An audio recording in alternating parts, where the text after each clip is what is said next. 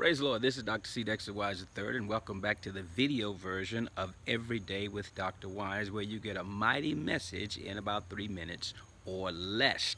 We are in a series entitled Trick or Trick, where we're talking about many of the tricks of the devil, which we find in Genesis chapter 3. That's a powerful chapter. So many things started right there in Genesis chapter 3. And today, the trick that we're talking about is that the devil calls God a liar. He calls God a liar. And right there, you want to slap him right there because he called God a liar. But why is this a trick? It's a trick because he enables us. He suggests to us that the things that God has promised us, the things that God has told us, the things that God has declared and proclaimed are actually not true. And so when he approaches Eve, he asks her a question. He said, are you supposed to be eating from this tree? And she says basically to him, well, God said if we eat from the tree and even if we touch it, we're going to die. And here's what the devil says. He calls God a liar. He says, you will not die. You will not die. And the reason you won't die is because God is just telling you this because he knows that when you eat, you're going to be wise and you're going to know good from evil and you're going to be as smart as him. And that's why he's doing that. And so when the devil does that, here's what he does. The first thing he does is the reason that you believe him is because he acts like he knows what God says. So he comes to you with a knowledge of God.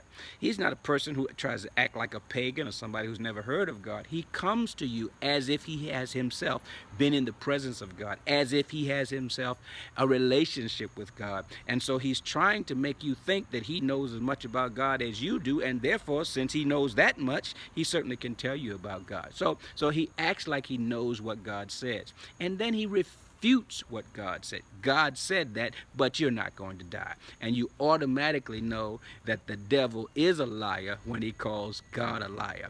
Common sense will tell you, don't listen to the devil, listen to the Lord. But what he does is he calls God a liar and he refutes God. And then he not only refutes what God says, but he takes it another step, and that is he misrepresents the motives for why God said what he said. And so he says, well, God's just jealous. He just doesn't want you to be like a God. You could be like God, you know that. You could have what God has. You could do what God does. You could be God yourself. And so that's why God doesn't want you to do that. So go ahead and eat of the fruit.